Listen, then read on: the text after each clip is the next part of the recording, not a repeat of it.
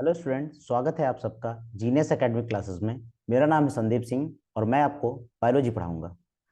अभी तक हम लोग ने जो पढ़ा है वो स्केलेटल मसल्स के टाइप्स के बारे में पढ़ा है और उसकी सेल्स के बारे में पढ़ा है।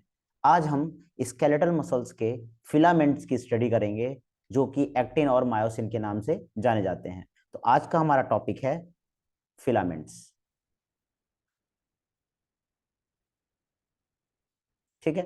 सबसे ज्यादा क्वेश्चन यहाँ से पूछे जाते हैं और 2023 का क्वेश्चन जो बना है वो यहाँ से ही बना है। तो हम पहले देखते हैं फिलामेंट जो होते हैं हमारे दो टाइप के हो सकते हैं। एक हमारा होता है एक्टिन फिलामेंट और एक होता है मायोसिन फिलामेंट। ठीक है। एक्टिन फिलामेंट और मायोसिन फिलामेंट, जब आप लोग ने स्केलेटल मसल पढ़ा था तो स्केलेटल मसल्स में जो ये बैंड देखने को मिलते हैं वो बेसिकली एक्टिन और मायोसिन के ही ये बैंड देखने को मिलते हैं। कुछ डार्क होते हैं और कुछ लाइट बैंड्स होते हैं जो यहाँ पर प्रेजेंट होते हैं लाइट कलर में और डार्क कलर में, जो कि बेसिकली स्ट्रेशन या स्ट्रेटेड अपीयरेंस देते हैं, धारियां देते हैं। ठीक है, जिससे हम आइडेंटिफाई करें कि हमारी मसल्स कैसी हैं। ठीक है। अब हम बात करते हैं, एक एनसीईआरटी में जो डायग्राम दिया है वो कुछ फिलामेंट्स का दिया है, तो हम इसको एलोबोरेट करके डायग्राम देखते हैं। चलिए देखते हैं सबसे पहले कि अगर हमसे पूछा जाए एक्टिन फिलामेंट के बारे में। एक्टिन फिलामेंट, तो एक्टिन फिलामेंट जो होता है उसके कितने पार्ट हो सकते हैं? किसी भी एक्टिन फिलामेंट को हम तीन पार्ट्स में ब्रेक कर सकते हैं अकॉर्डिंग टू द एनसीईआरटी। सबसे पहले हम बोल सकते हैं एक्टिन प्रोटीन।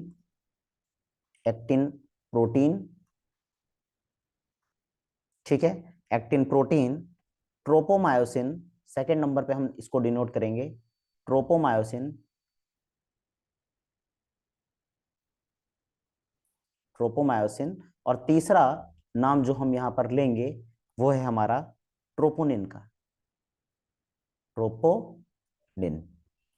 आप सब जानते हैं कि ट्रोपोनिन के बारे में ज्यादा एनसीईआरटी ने किसी एक्सप्लेन नहीं किया, लेकिन ये जो ट्रोपोनिन है जब हम लोग डायग्राम क्लोजली देखेंगे तो वहां पर तीन सर्कल बने हैं एनसीईआरटी में, लेकिन वो तीन सर्कल क्या डिनोट करते हैं ये हमने अभी पढ़ा नहीं है और ना ही हमें बताया जाता है। तो चलिए आज मैं यहाँ पर आपको तीनों सर्कल के बारे में बताऊंगा कि वो तीन सर्कल जो है क्या डिनोट करते हैं। एक सर्कल जो होता है वो सी को डिनोट करता है, एक सर्कल जो है वो टी को डोनेट करता है और एक सर्कल जो है वो आई को डिनोट करता है। तो आप लोग ने जो डायग्राम देखा होगा एनसीईआरटी में ट्रोपोनिन का, वो इस तरह से कुछ बना हुआ होता है, इसका अरेंजमेंट होता है। ठीक है। तो अभी हम इसके कैरेक्टरिस्टिक फीचर्स के बारे में पढ़ेंगे कि सी का क्या रोल होता है, टी का क्या रोल होता है और आई का क्या रोल होता है। उससे पहले हम सबसे पहले पॉइंट बात करते हैं एक्टिन प्रोटीन। क्या एक एक्टिन प्रोटीन कैसे बनी होती है, इसका अरेंजमेंट क्या होता है? तो एक एक्टिन प्रोटीन जो है वो दो कंपोनेंट की बनी होती है। एक हम लोग उसको कहते हैं जी एक्टिन, एक कंपोनेंट इसका होता है जी एक्टिन और दूसरा कंपोनेंट होता है एफ एक्टिन। जी एक्टिन जो है ये रिप्रेजेंट करता है ग्लोबुलर एक्टिन को। और प्रोटीन, जैसे कि आपने प्रोटीन देखा होगा तो प्रोटीन जो है वो बेसिकली कुछ इस तरह से दिखती है। ये आपकी क्या है, एक प्रोटीन है और इस तरह से देखने को मिलती है। ये जो बीच बीच में प्रेजेंट है ये पेप्टाइड बॉन्ड है और ये अमीनो एसिड है। ये सारे के सारे क्या हैं, अमीनो एसिड। उसी तरह से जब कभी एक्टिन प्रोटीन बनाई जाती है तो उसमें जो सर्कल कलर के दिख रहे हैं ये सारे के सारे जो आपको सिंगल यूनिट में दिखते हैं उसे हम क्या बोलते हैं, जी एक्टिन बोलते हैं। क्या बोलते हैं, जी एक्टिन। ये सारे के सारे क्या हैं, आपके जी एक्टिन है। लेकिन जब ये सब के सब मिल जाते हैं, इकट्ठा यूनिट बनाते हैं, तो उसे हम क्या कहते हैं, एफ एक्टिन। ये क्या है, एफ एक्टिन। ये सारे के सारे क्या हैं, ये कहलाएंगे आपके, पूरे स्ट्रक्चर को हम बोलेंगे एफ एक्टिन। क्या बोलेंगे, एफ एक्टिन। तो बताइए इसमें से मोनोमर कौन है और पॉलीमर कौन है? तो जो पहला वाला यूनिट है ये कैसा है, आपका मोनोमर है, और ये जो दूसरा यूनिट आप बना रहे हो इसे कहेंगे पॉलीमर। तो बात समझ में आ रही है आपको?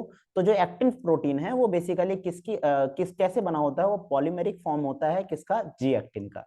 ये स्टेटमेंट आपको समझ में आ रहा है? आपसे लिखा जाएगा कि जो जी एक्टिन है और एफ एक्टिन है इनमें से कौन सा पॉलीमर है और कौन सा मोनोमर है।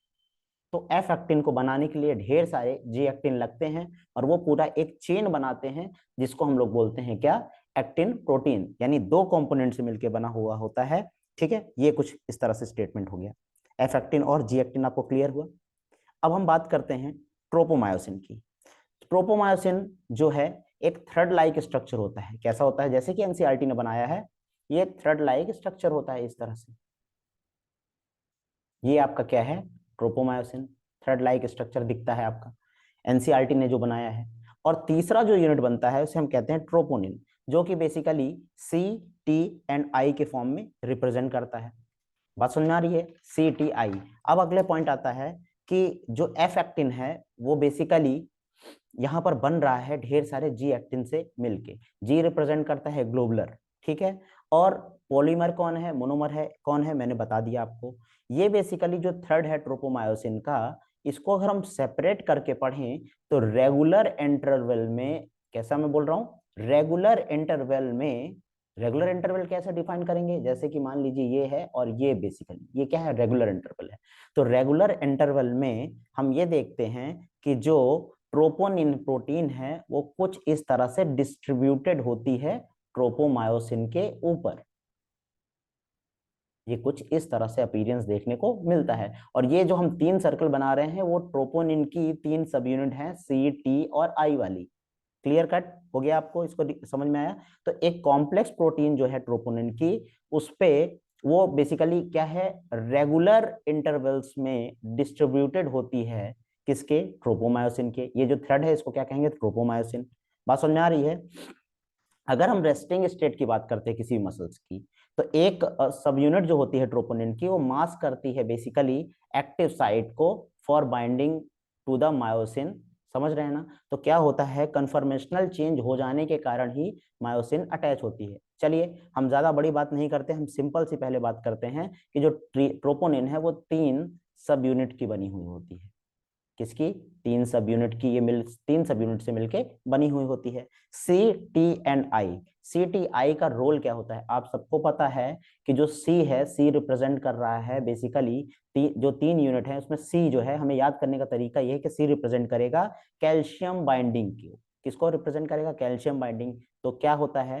It is a calcium binding polypeptide. It is a calcium binding polypeptide. ठीक है, it is a calcium binding polypeptide. अब एक चीज जान लीजिएगा कि जब हम मसल कॉन्ट्रेक्शन की बात करते हैं तो उसमें कैल्शियम आयन का बहुत रोल होता है मसल कॉन्ट्रेक्शन में। तो ये क्या है? कैल्शियम बाइंडिंग पॉलीपेप्टाइड है। दूसरा पॉइंट क्या है यहाँ पर? टी क्या रिप्रेजेंट करता है?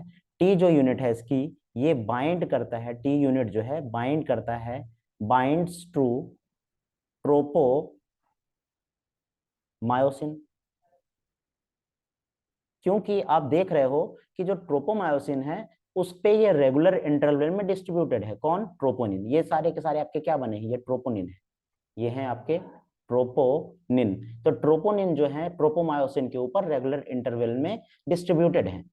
लेकिन ये उसके ऊपर रखे कैसे हुए हैं, रुके क्यों हैं, गिर क्यों नहीं जा रहे हैं? क्योंकि यहाँ पर क्या है? इसकी एफिनिटी जो है, ये ट्रोपोमायोसिन के ऊपर टी जो यूनिट है यहाँ पर, ये सपोज दैट ये टी यूनिट वाला है, तो इसको क्या करके रखा है? ये पकड़ के रखा हुआ है। समझ पा रहे हैं? और आई क्या है? इसकी एफिनिटी होती है एक्टिन फिलामेंट के साथ, बेसिकली एक्टिन के साथ।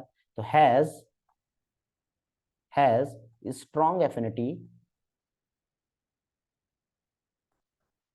Affinity for actin. ये किसके लिए होती है? एक्टिन के लिए इसकी एफिनिटी होती है। तो अगर इन तीनों का मिल के डायग्राम हम बनाते हैं जैसे कि एनसीईआरटी ने बनाया है, तो कुछ इस तरह से ये डायग्राम देखने को आपको मिलेगा। एनसीईआरटी के डायग्राम के हिसाब चलते, थोड़ा सा ऊपर नीचे डायग्राम हो सकता है, तो इस तरह से देखने को मिलेगा। ये कुछ इस तरह से डिस्ट्रीब्यूशन है। सपोज डेट ये इस तरह से बना हुआ है।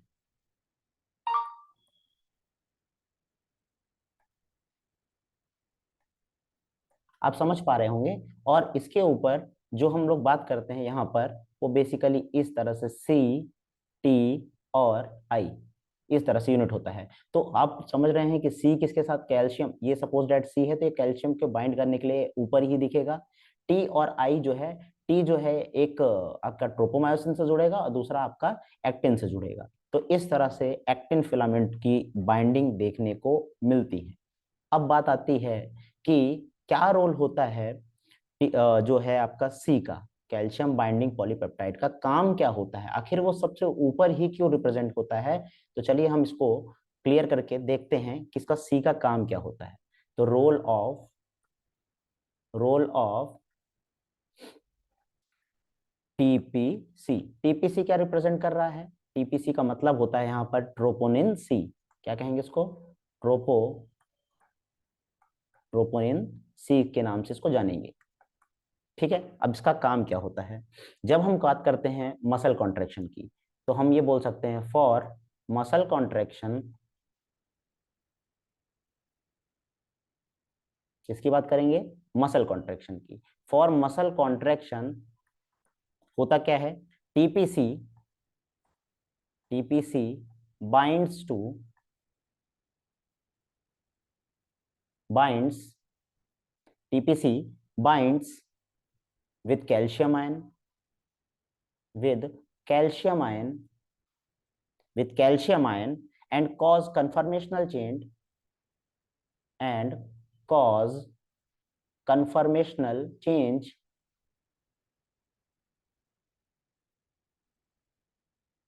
conformational change. This in turn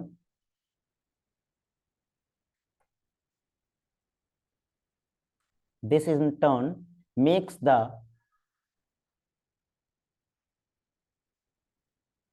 troponin,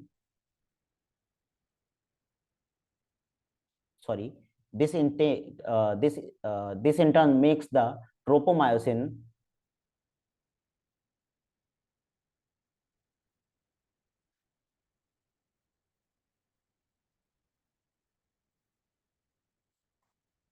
tropomyosin experience conformational change, experience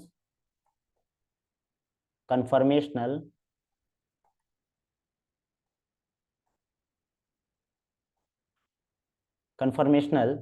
change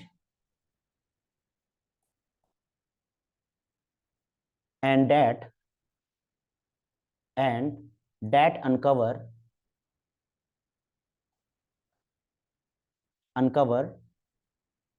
the active site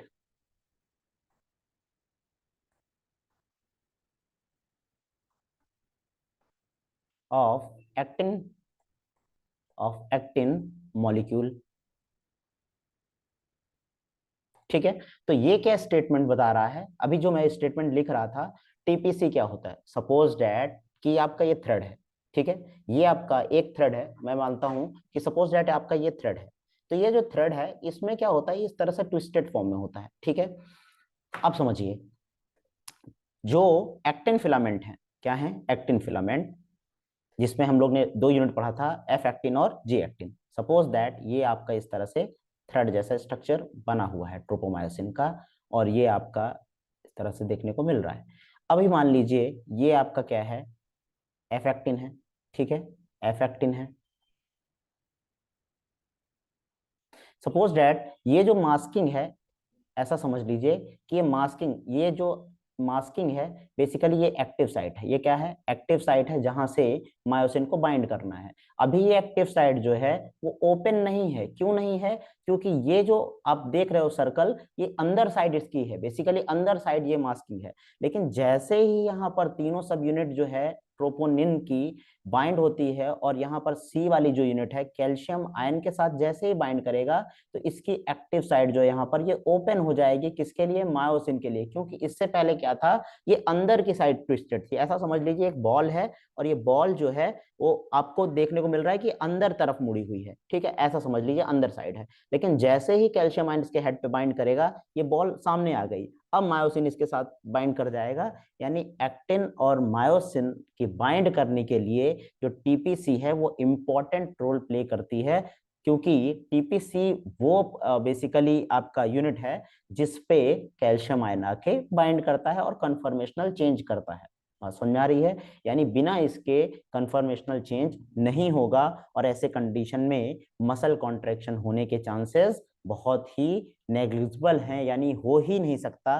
तो ये आपका अगर सपोज डैट ये मायोसिन है और मायोसिन के हेड पे ये कुछ इस तरह से स्ट्रक्चर हैं, ये स्ट्रक्चर बने हैं और यहाँ पर एडीपी प्लस पी आई है, दैट मीन्स मसल जो है इस समय बाउंड करने वाली है। लेकिन अगर ये जो है मास्किंग है, ये जो हेड है, ये अगर ओपन नहीं होंगे तो बताइए मायोसिन बाइंड कहाँ से करेगा? यानी ये जो दोनों साइट हैं ये क्या है? मायोसिन बाइंडिंग साइट है, एमबीएस। एमबीएस का मतलब है मायोसिन बाइंडिंग साइट्स हैं। लेकिन ये कब एक्टिव हो रही हैं? जब इनके साथ क्या जुड़ रहा है? कैल्शियम है।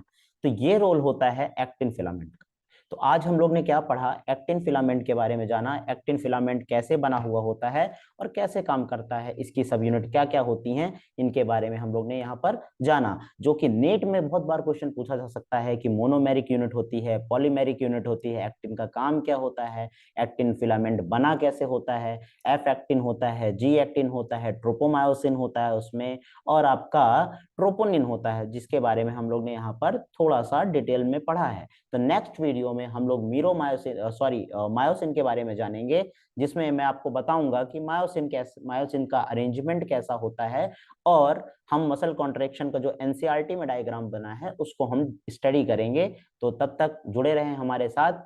और अगर आपको वीडियोस पसंद आते हैं तो जीनियस एकेडमिक क्लासेस को लाइक करें, सब्सक्राइब करें, जिससे मैं इस तरह के शॉर्ट वीडियोस देता रहूं और आप लोग नीट की बेहतर तैयारी कर सकें और आने वाले क्वेश्चन 2024 को हम आराम से यहाँ से सॉल्व कर सकें। तो मिलते हैं आपसे नेक्स्ट वीडियो में। Thank you.